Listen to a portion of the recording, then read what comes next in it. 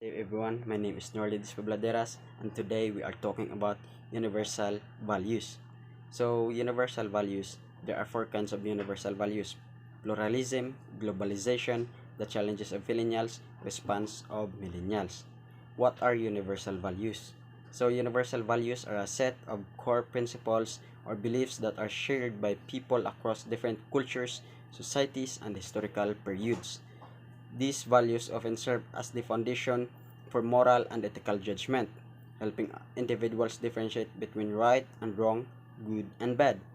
So there is example of openness to change, self-transcendence, self-achievements, and conservation.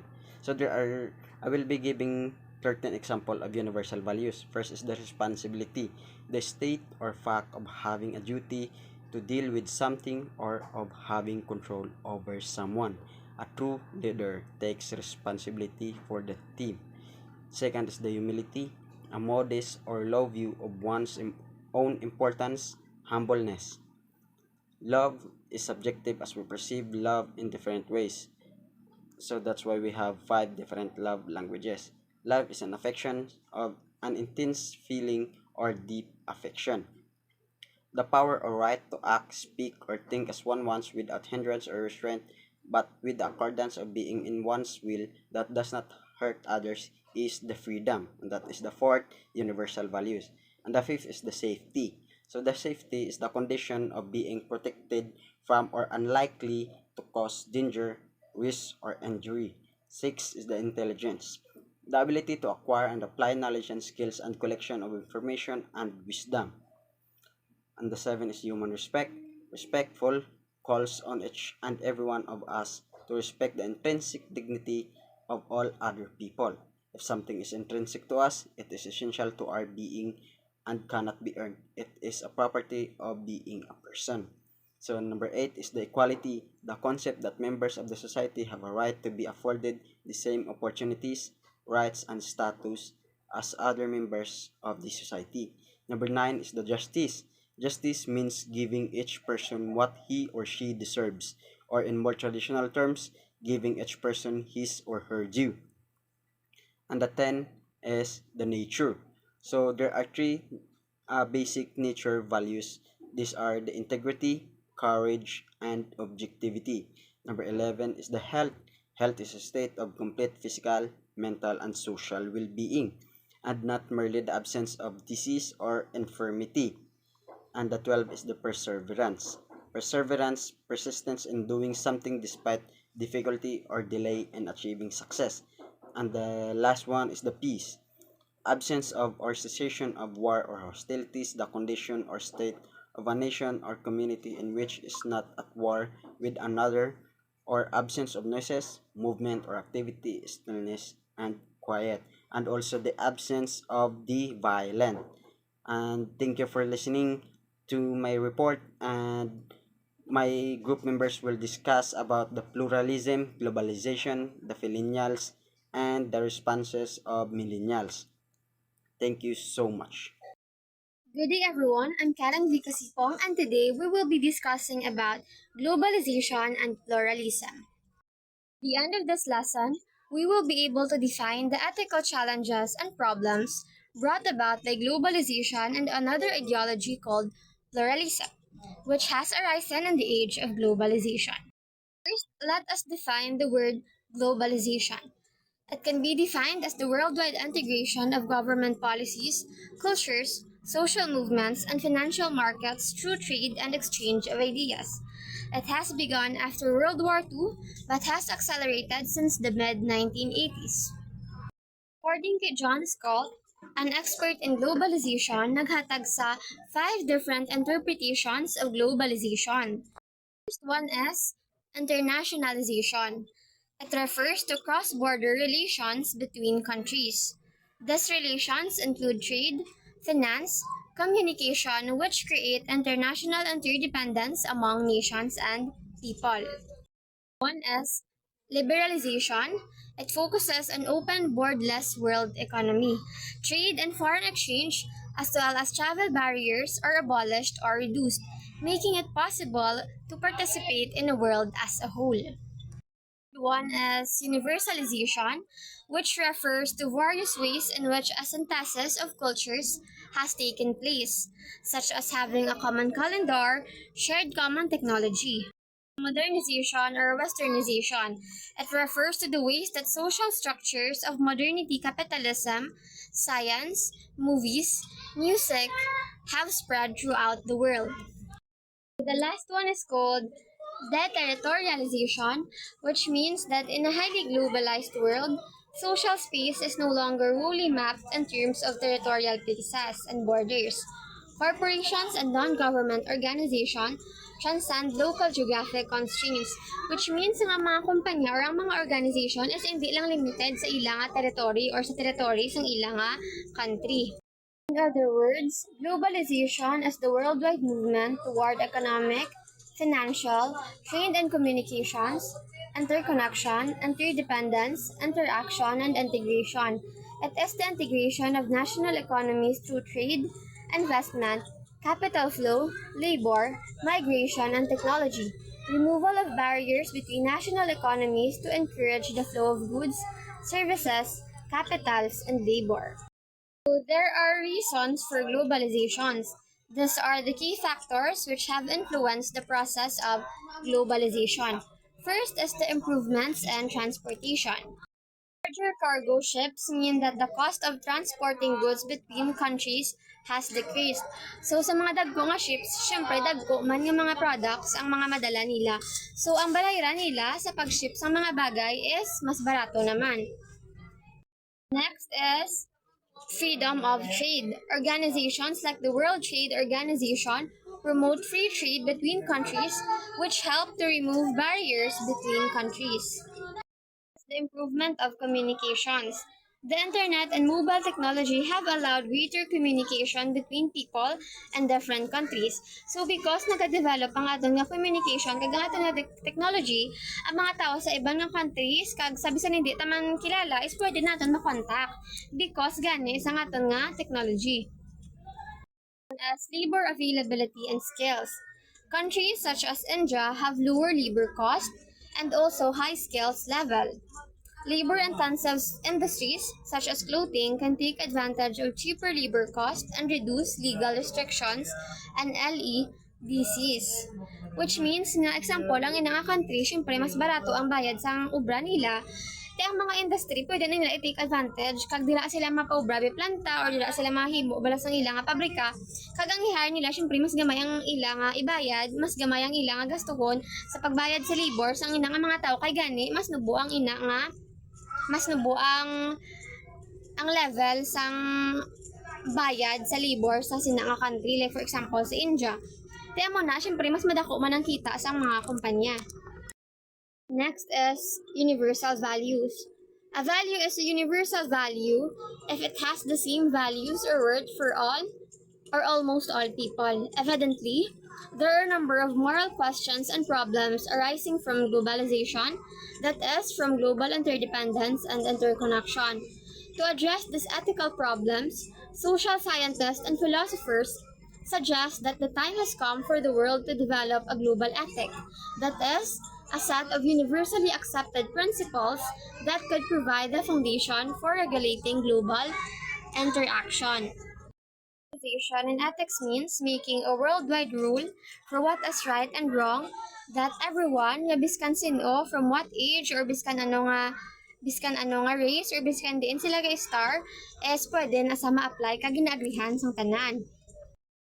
It is very important because ang world naton subong is very connected na. Kung anong kakatabo sa isa ka country or sa isa ka place, pwede na siya maka-apekto man sa iban. For example, issues like climate change, unfairness in wealth, human rights issues, and inherent crime are problems that affect the whole world kagang hindi lang isa ka country. So, ang ining mga problems kakatabo ni sa bisan diin. So, we need a worldwide rule for what is right and wrong to deal with these problems. Making a worldwide rule for what is right and wrong is not easy. Kita tanan naghalin sa lain-lain nga lugar, lain-lain nga places, nagdako sa lain-lain nga kultura, kag may lain-lain kita nga beliefs kung ano ang right and wrong. So, finding a rule that everyone can agree on is very hard. So, sa dire masulod na si pluralism, which is discuss ang aton nga next reporter. So, for now, that will be all for my report. Thank you everyone for watching. Good day, everyone. I am Giselle Estrada, and my topic will be about pluralism. So, what do we say when we say pluralism? So, when we say pluralism, it is a concept used in many diverse ways. But in general terms, it is a philosophical theory that there is more than one basic substance or principle, whether it be the constitution of the universe, of the mind and body, the sources of truth, or the basis of morality. So in short, pluralism is not just a one substance, but it is in many. So on the other hand, we have the moral pluralism that's connected to our topic, which is the pluralism. So what is moral pluralism?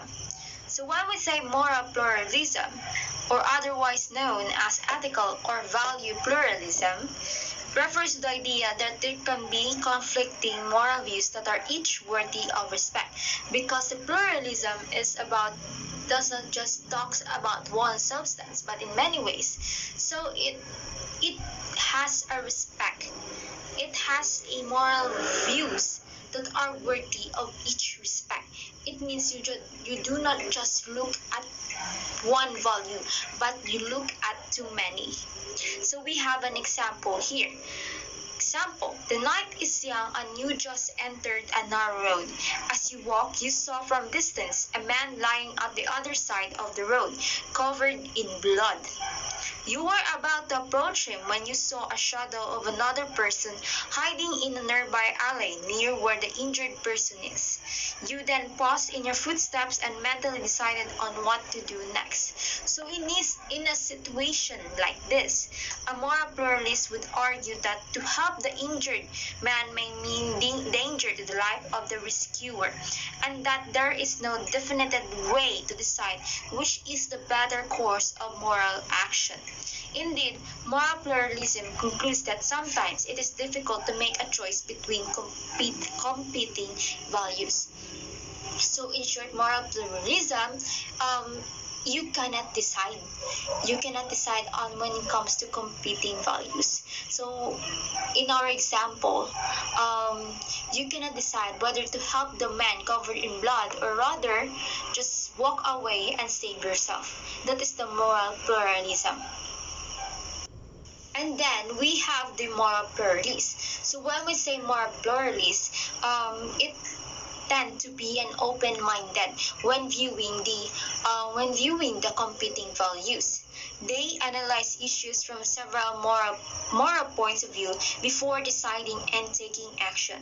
So moral pluralists believe that many moral issues are extremely complicated. Thus, no single philosophical approach will always provide all the answers. So when we say moral pluralist, in short, this is the doer of the action, wherein they tend to be open-minded when it comes to viewing this kind of competing values in their life. So as a moral pluralist, you first analyze the issues from a several moral point of views, and before you decide and taking action of it. That is a moral pluralist. So when we say moral pluralism, it occupies a middle ground that there is only one right answer. And it conflicts with the moral relativism, that when we say moral relativism, it says that there is no wrong answer, wherein there is an authority. So in ethical theory, we can understand pluralism as the view that there is a plurality of fundamentally good things. Again, pluralism does not just focus on one thing, but it focuses on many. So traditionally, ethicists have tried to analyze right and wrong action in terms of a single, fundamental underlying kind of value. We can call this kind of approach ethical monism. For utilitarians, the single value is happiness. For Kantian respect for person theorists, it is the value of the person. So ethical pluralism allows that there may be multiple kinds of fundamental and irreducible value in the world. Again, ethical pluralism allows multiple kinds of values. Happiness and respect for person might be among this. So from those multiple kinds of values, happiness and respect are among of those things. But there may be others yet. For according to ethical pluralism, the fundamental ethical values are real. The importance of happiness comes with the existence of pleasure. The value of respect for person comes with the existence of person. This doesn't depend on the whim or say-so of any authority. So overall, when we say pluralism, it is multiple kind of values wherein it does not focus in one perspective but in many, and it does not have an authority where you can follow. And when we say moral pluralism, it is known as an ethical pluralism and value pluralism, wherein it is an idea that there can be conflicting moral views that are each worthy of respect. And lastly, we have the moral pluralist, which is the doer of the action, wherein you tend to be an open-minded when faced with this kind of value. And that will be all for my report for today. Thank you everyone for watching. Ethical challenges and responses of Fillenials and Millenials. Before we discuss about our main topic, first let us define what is ethics, religion, and ethical challenges. First is ethics. Ethics, also called moral philosophy, the discipline concerned with what is morally good and bad and morally right and wrong. The term is also applied to any system or theory of moral values and principles. Always remember that ethics are code of conduct which you believe you should behave, and your moral is how you comply to your own ethics. Next is religion. A socio-cultural system of designated behaviors and practices, morals, worldviews, texts, sanctified places, prophecies, ethics, or organization that relates humanity to supernatural, transcendental, or spiritual elements. Also, religion is the belief in and worship of a supernatural controlling power, especially a personal god or gods. Next is ethical challenges. An ethical dilemma, ethical paradox, or moral dilemma is a problem in the decision-making process between two possible options, neither of which is absolutely acceptable from an ethical perspective. And also, ethical challenges is someone's wrong can be your right, which means your right will definitely at the same point be someone else's wrong.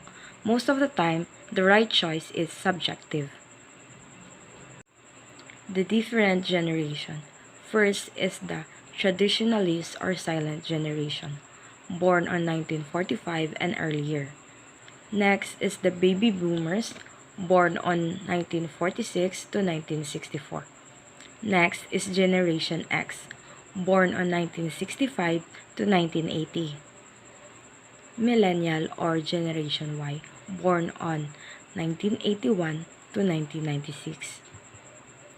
Last is Gen Z, iGen or Centennials, born on 1995 and later. Millennials is a term used for those who were born between the years 1981 to 1996. Millennials are generally the children of baby boomers and older generation like Generation X. This group is the first global-centric generation, having come of age during the rapid growth of internet and an increase in global terrorism. They are among the most resilient in navigating change while deepening their appreciation for diversity and inclusion. While Fillenials is a term used to denote the Filipino millennials. Fillenials, they are described as the selfie generation and followers of social media. The social media opened their eyes that the traditional media such as TV, movies, radio, and print are no longer source of information. Balo naman ta, nga ang mga Pinoy, hilig siya mag-selfie kag magkuha mga picture. Example na lang bala kung magkaon ka mo. Imbis na makaon na ka mo, may isagi dyan nga ma-picture da na yung magkaon. Difference of Fillenials from Millennials. Filipino millennials are different from other countries' millennials when it comes to first is closeness to family, activeness on social media, and perception on social responsibilities. Mostly sa mga Pinoy is family-oriented and close with each other. Nga even ang mga bata may kanya-kanya ng mga pambuhi. Still ang iban gaupod man Japan Easter sa isa ka balay together with their parents. And other families naman niya decided nga mag-star sa isa ka compound. Activeness on social media and perception on social responsibility. I can say nga ang mga Pinoy is very active when it comes to social media. Nga even ang mga batang ang mga gagmay may mga own account na. These differences stem from the fact that the unique history and economic, political, and social condition in the Philippines shaped the Fillenials. Good day, everyone. I am Jamie Galibispin, your reporter. Older people consider the Millennials and Fillenials as an entitled generation. But what they didn't know is that they too face so many struggles and challenges every day. They need to withstand criticism and judgment just to show everyone that they deserve whatever success they have now. Just like the generations before them, millennials are bombarded with so many problems that they have to face. What are the most common challenges among millennials and fillenials? Low-paying jobs, unemployment. The cost of living, goods, and services continue to rise, but increasing the wage has not been the top priority. So even though gataas ang inflation rate, ang sweldo or ang wage is still nubo Japan nga not enough to sustain the needs ng isa ka person.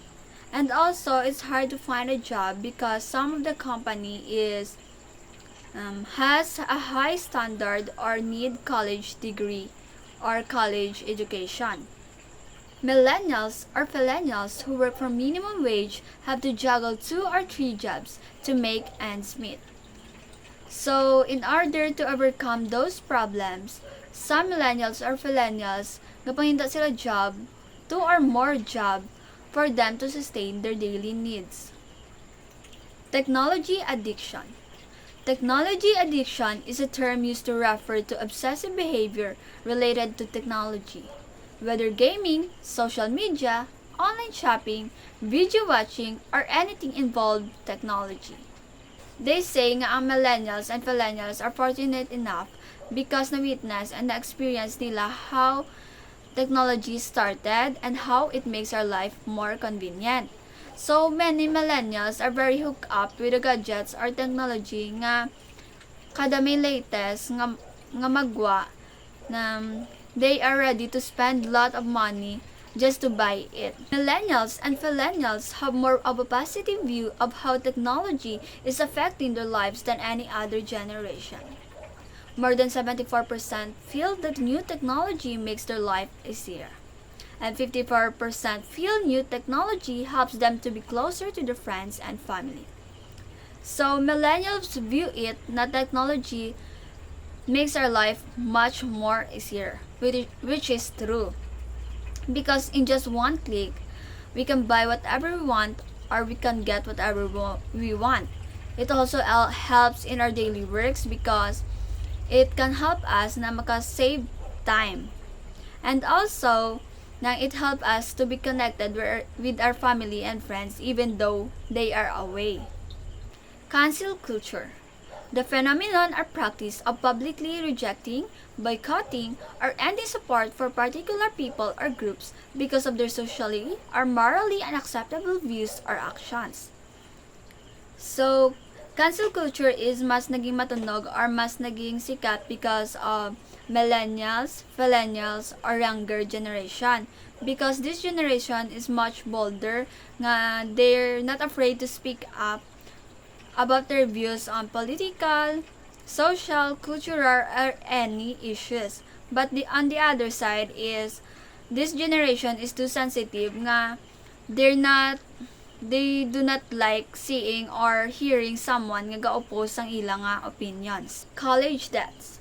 One of the most draining challenges among millennials is their college debts or student loans. Since college is very expensive and some of the parents cannot send their child to college, many of them is taking out loans or gapangutang sila enable for them to send their children or enable for them to send their self to school and also for them to get the course they really wanted. They hope to get a good job once they graduate and immediately pay back all their loans. So some of the students, they find job dayon after they graduate, wala pa huway, kay enabled for them to pay back ang ilagin utang. Sang gaskwela sila or ang gingamit nila nga kwarta para makagraduate sila. Aging parents. Many millennials and Fillenials include caring for their aging parents in their future plans and expenses. So here Sarah is very familiar ang ining topic, which is because some say na it's our parents' responsibility na paskwelahan ta, and we don't have the responsibility to pay them back or give back to them. But it's on us. It's our choice if buligan naton sila or i-pay back ta ang mga sacrifices nila. Millennials or Fillenials is planning to take another job to able to afford taking care of their parents. Di ba here sa aton is very low ang income. So some kakado sa ibang country and some kapangitan damo na obra or dubli-dubli na obra in order for them to help their family or parents. Less human interaction. Millennials or Fillenials are either too wrapped up with their work or just plainly shy that they do not give importance to socializing and meeting new people. If they are not working, they spend most of their time taking of their family, watching televisions, or using social media platform. So some are bombarded na sa mga librahan na why na sila time mag-spend time to go out. And nowadays, they find it easier to interact sa social media kaysa makipag-quality time sa gwa. And some is very shy na mag-interact sa iban kaya they're comfortable na being alone.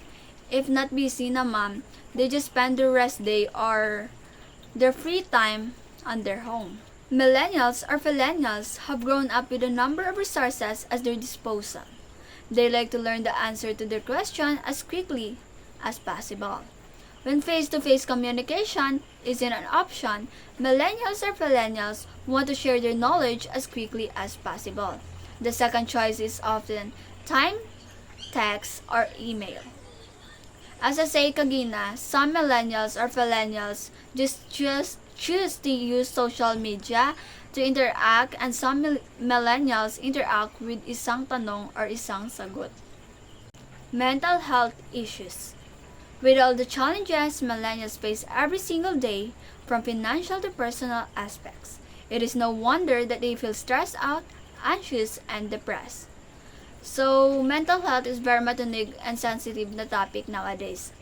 Millennials and Fillenials is much more likely to talk about mental health than their parents or grandparents. Some of the causes of mental health is family problems, financial problems, violence, or traumas. They talk to a person they trust that can help and feel relief. So having mental health issues is so very dangerous because it can lead to self-harm or worse, taking your own life. So it's really important to have someone to talk to in order for you to be accompanied and in order for you to feel nga may upod ka.